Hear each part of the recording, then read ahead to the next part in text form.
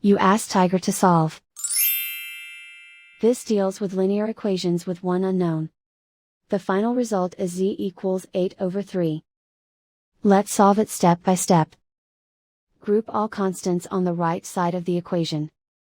Subtract 10 from both sides. Group like terms. Simplify the arithmetic.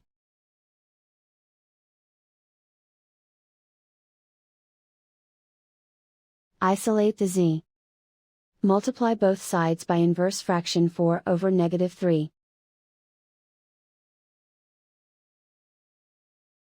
Move the negative sign from the denominator to the numerator.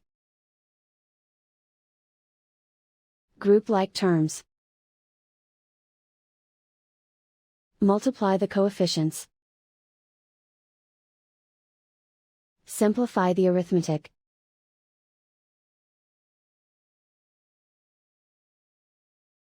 Move the negative sign from the denominator to the numerator.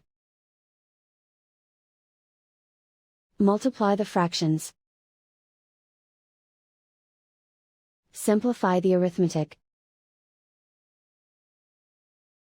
And so the final result is z equals 8/3.